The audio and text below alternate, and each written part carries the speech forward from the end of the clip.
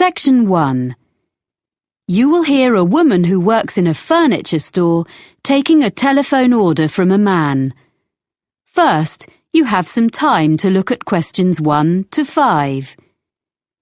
Pause the recording for 30 seconds.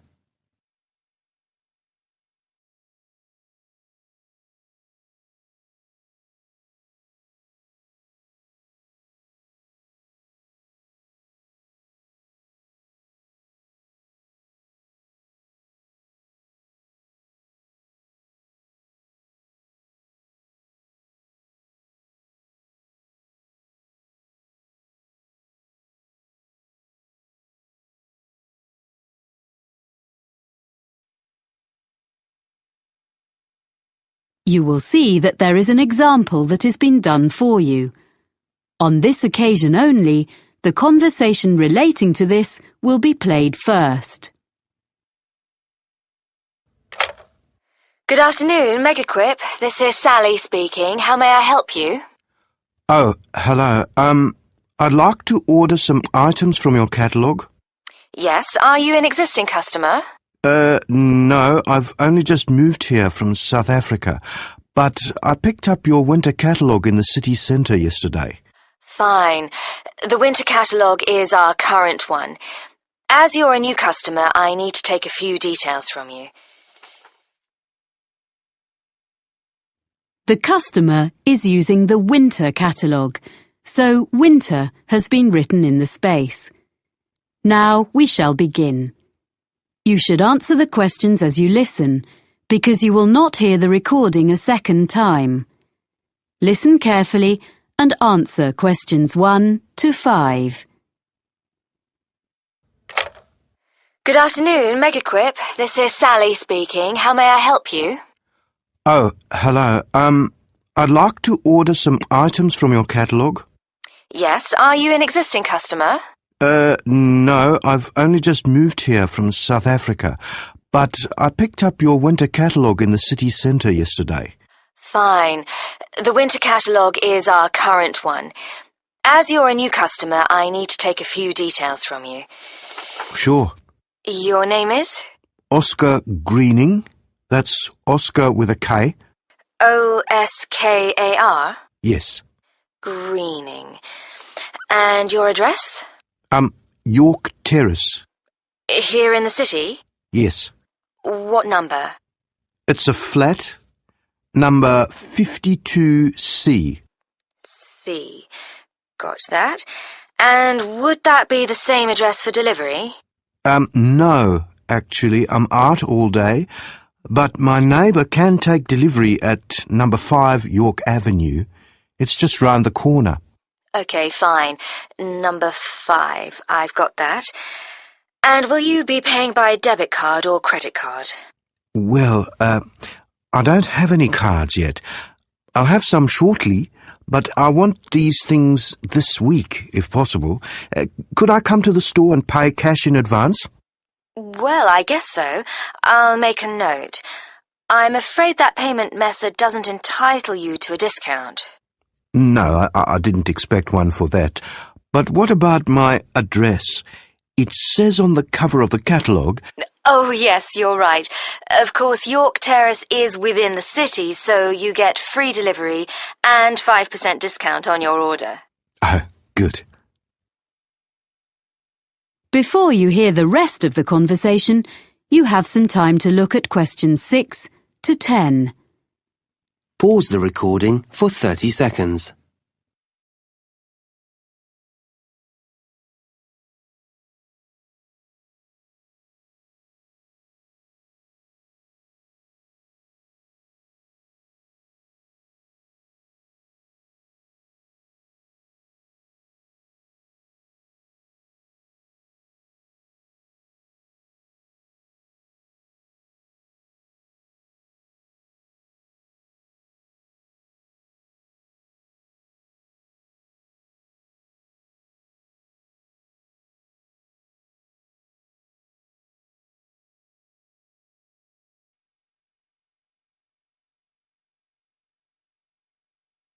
Now listen and answer questions 6 to 10. So, what would you like to order? You have our current catalogue, you say? Yes, I need 3 things for the room where I study. My office, I guess. The most urgent is a desk lamp. Is your catalogue number 664 in stock? 664? That's, not home office. It's in the living section of the catalogue. It is. I want a small one that clips onto the edge of the desk. Yes, no problem. In which colour? I'd like the greyish-coloured one, please. Oh, you mean the shade we call slate. Yes, it's a nice colour. And I wondered, could I get that when I come in to pay, rather than waiting for delivery? I really need to be able to read at night, and the lights in this flat are useless. Yes, I'm sure that'll be okay. I'll note down that customer will collect. What else did you want? Well, I need a chair which gives good support when I'm using my computer. I saw one in your home office section, and I think it would suit me. It's on page 45, item number 129. Yes. And it's fully adjustable, isn't it? Let me see. Height, yes. Back, yes. I'm not sure about the arms, though. Oh, that could be a problem. I'm very tall. What about 131 on the same page? That has adjustable arms, seat, everything. But can I get that in the same colour? I mean, the green, like the one it shows. Oh, they all come in the full range of colours. Okay, so I'll go for 131 in green then. I think you'll like that. My brother's very tall and he uses one. We can make sure there's one on the delivery van to you early next week. Oh, good. Thanks. And so, lastly, I need a filing cabinet for my documents. A little filing cabinet with 2 drawers. Okay, 2 drawers. Do you want the ordinary one or the lockable one? It's an extra £20. Sorry, what's that? You can have it with a lock, which is more secure. Oh, yes, please. Okay, so that's number 153. It doesn't by any chance come in slate, does it? Well, it's similar, but the commercial office furniture doesn't come in so many shades. So it's grey? That's right. Fine, that'll do. Now, about delivery, the 2 items will probably come at different times, as we have the chair in stock here, so our van will bring it, as I said. The filing cabinet will be coming direct from London, so today is the 29th of September, say not more than 4 days. That'll be delivered on or before the 3rd of October. You'll have them both within 4 days. That's fine. I'll drop in tomorrow morning to pay and get the lamp. Thanks for all your help. Thank you for your order. Let me know if we can do anything else for you. Thank you. I will. Bye. Bye. That is the end of section 1. You now have half a minute to check your answers.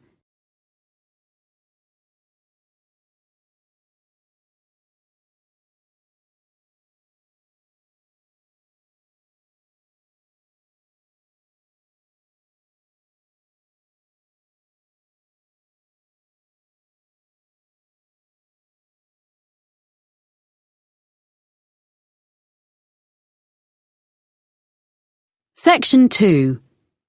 You will hear a man taking a group of tourists around a museum site. First, you have some time to look at questions 11 to 14. Pause the recording for 30 seconds.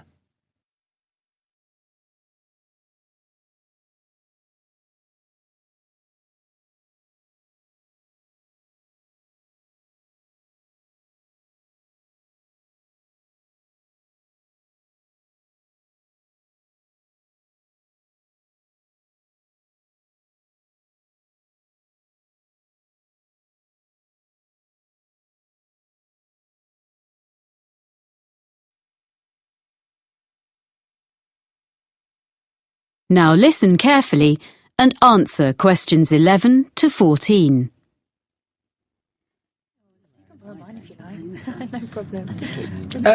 Welcome to Brampton Museum. I'm going to tell you a little bit about the museum first and then show you round. As you can see, Brampton is an open-air museum. The first open-air museums were established in Scandinavia towards the end of the 19th century, and the concept soon spread throughout Europe and North America, and there are several in Britain, all of which tell the history of a particular part of the country. Brampton focuses on life during the 19th century. The site was chosen because there were already some historic 19th century buildings here, and others have been dismantled in different parts of the region and rebuilt on the site. This hadn't been attempted before in these parts, so we're very proud of what we have here. All of the buildings are filled with furniture, machinery and objects. You may be able to see these in other museums, but not in their original settings. What also sets Brampton apart from other museums is that the story of the exhibits is told not by labels, but by costumed staff like myself. I look after sheep, cows and hens, which are much the same as those you see on modern farms, but I use traditional methods to care for them. You will also be able to see a blacksmith and a printer, as well as other craftspeople. If you talk to them, you'll be able to find out what life was really like 150 years ago.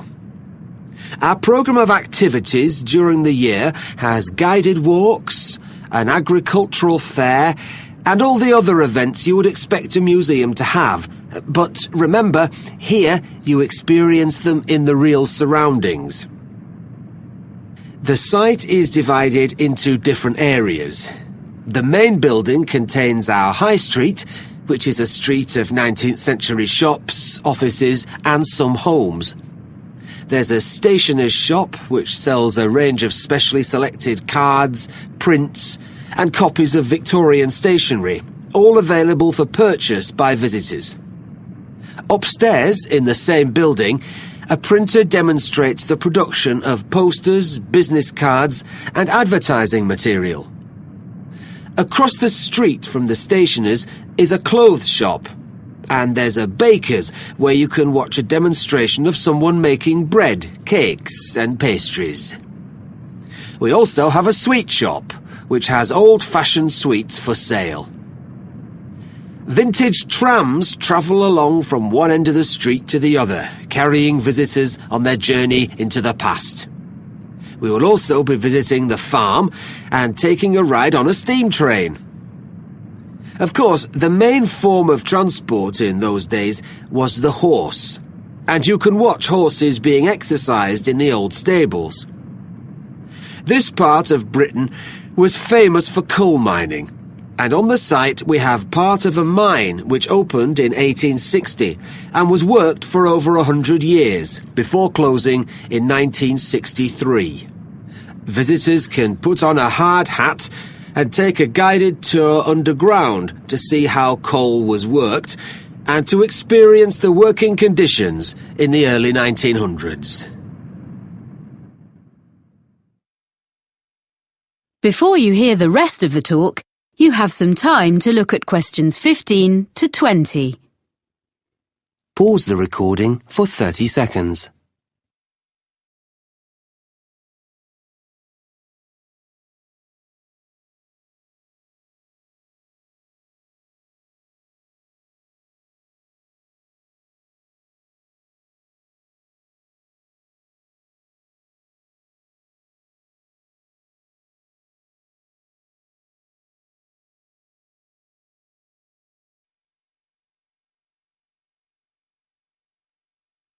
Now listen and answer questions 15 to 20. Now, if you'd like to look at your map, we'll begin our tour. The site is a bit like a circle, with the railway going round the edge. You can see where we are now by the entrance, and we're going to start by walking to the high street. We'll go to the crossroads in the middle of the map and go straight on, making our way between two buildings on either side of the path. The larger one is an exhibition centre, but it's not open today, unfortunately. The other building is offices. The path leads directly to the High Street building, which is at the opposite side of the site to the entrance. Here you're free to wander around and take a ride up and down on a tram.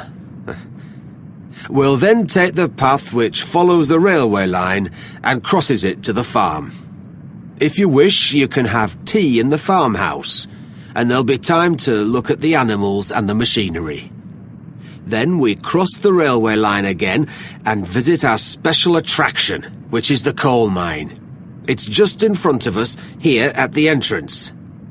We'll return to the crossroads and walk through a small wooded area to the manor house. This is one of the original buildings on the site and belonged to a wealthy farmer. You can look round the house and gardens and talk to our guides who can tell you what it was like to live there. We will then follow a path which goes past the pond and will take us to the railway station, which is situated between the path and the railway line.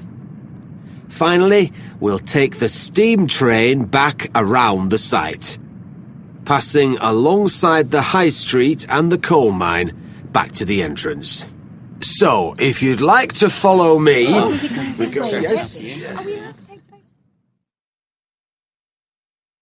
That is the end of section 2. You now have half a minute to check your answers.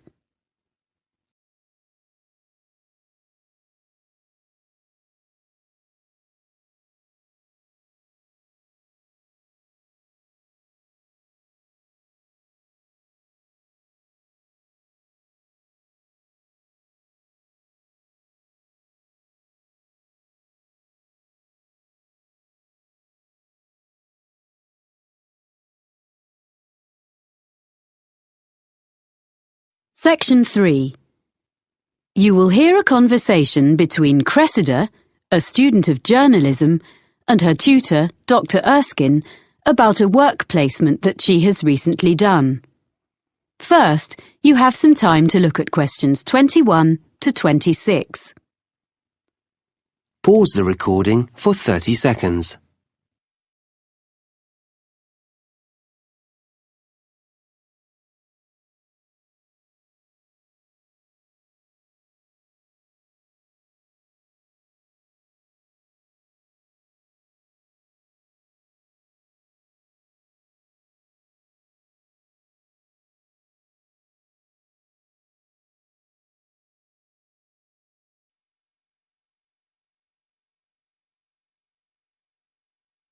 Now listen carefully and answer questions 21 to 26.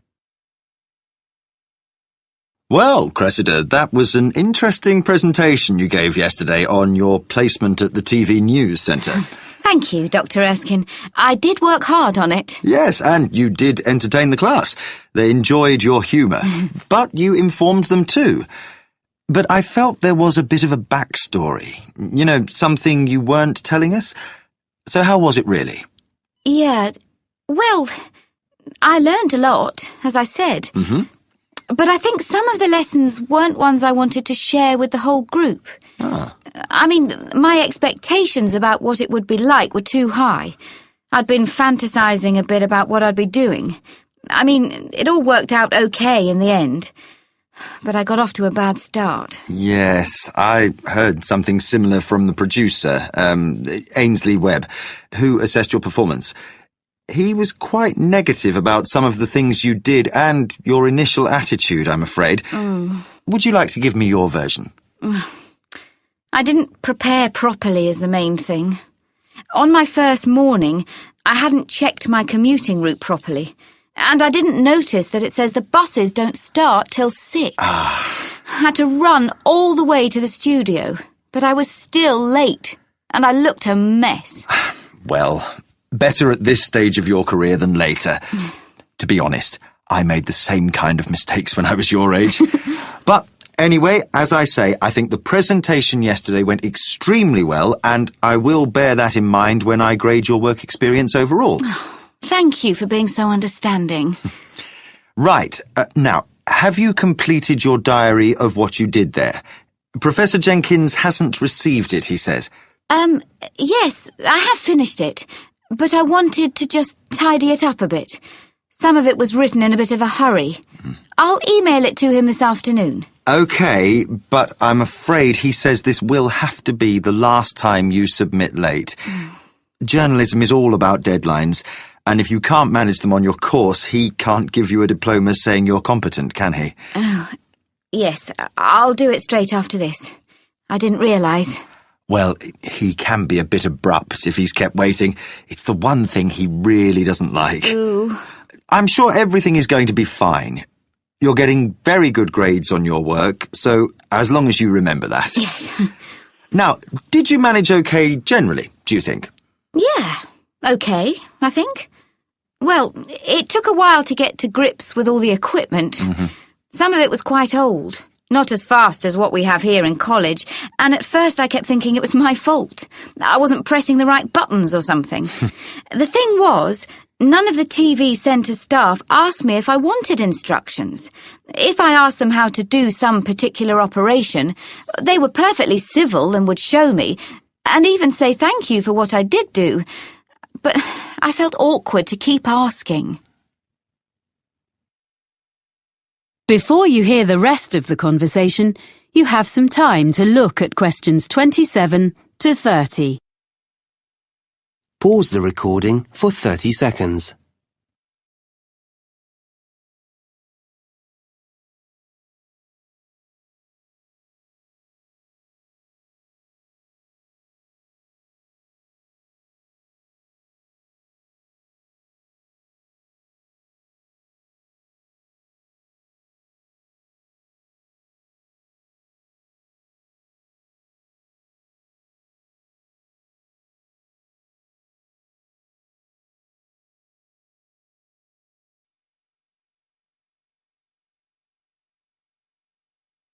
Now listen and answer questions 27 to 30. Now, well, let's just review where you are, your write-up, and what you're going to include going forward to next term. First of all, did you eventually feel you were given enough to do? The first couple of days were manic. The production team was short of staff, and I was rushing all over the building, taking messages to various people and fetching things. Of course, I didn't know my way around, so I kept ending up in some storeroom or somewhere, instead of the studio I was meant to be in. Or I mistook some important visitor for a colleague because I didn't know who anyone was. Then, after that, things sort of calmed down. So sometimes I was hanging about until someone decided to give me a chore. But I had a piece of luck at the end of the week, because they got a new bit of equipment which was the same as we have in the editing suite here, and I knew how to use it, which none of them did. So that gave me a bit of status. Unfortunately, it meant I spent the next 3 days stuck in the editing suite. But by the end, I'd shown I wasn't just a silly student. So then, when the senior reporter needed someone to go out with him when he went to interview a junior minister, I got to go along, because he knew I could handle the technical side. Well, that's good. Yes. Well, I know I need to learn from my mistakes. I mean, basically, I need to think more about forward planning. But on the other hand, I feel much more confident now. I did survive. I didn't ruin anything. I did actually make a contribution, according to the producer. One thing I want to take forward to my final assignment, though, is some reflections on ethics. Yes? I had a bit of an argument with one of the senior presenters. He was editing part of an interview, and he just changed something someone said. When I questioned him, he just snubbed me. And I mean, this wasn't some public relations expert or government professional spokesperson. It was like a member of the public. But he said, oh, they never remember what they said anyway. You want to develop this into part of your final assignment? It would be a very positive line. I can give you some references. Oh, thanks. That would be great. That is the end of section 3. You now have half a minute to check your answers.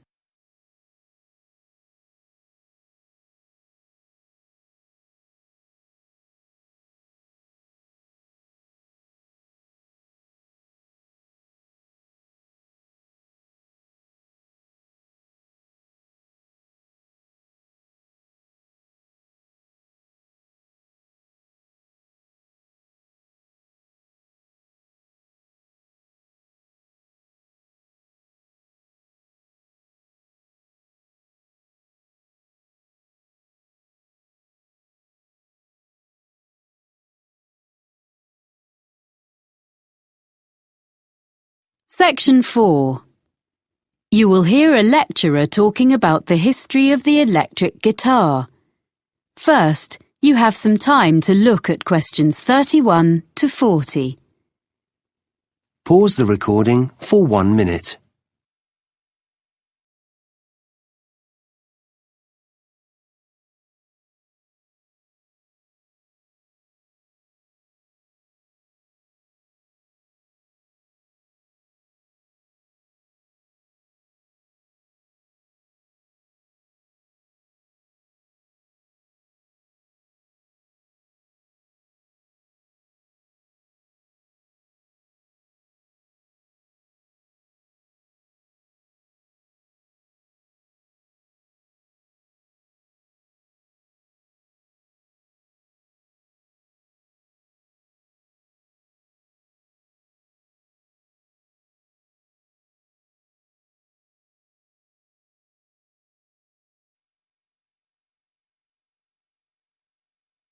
Now listen carefully and answer questions 31 to 40. During today's lecture in this series about the history of popular music, I'm going to look at the different stages the electric guitar went through before we ended up with the instrument we know so well today. The driving force behind the invention of the electric guitar was simply the search for a louder sound. In the late 1890s, Orville Gibson, founder of the Gibson Mandolin Guitar Manufacturing Company, designed a guitar with an arched or curved top, as is found on a violin.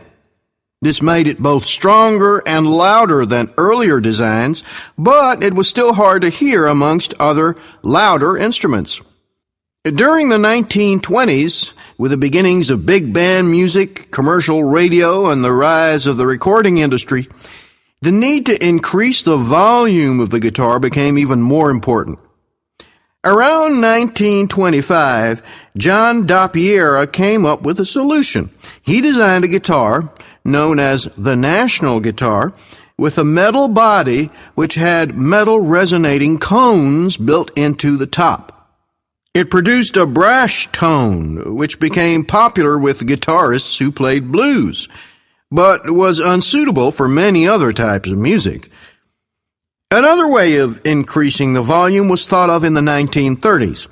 The C.F. Martin Company became known for its Dreadnought, a large, flat-top acoustic guitar that used steel strings instead of the traditional gut ones. It was widely imitated by other makers. These mechanical fixes helped, but only up to a point. So guitarists began to look at the possibilities offered by the new field of electronic amplification.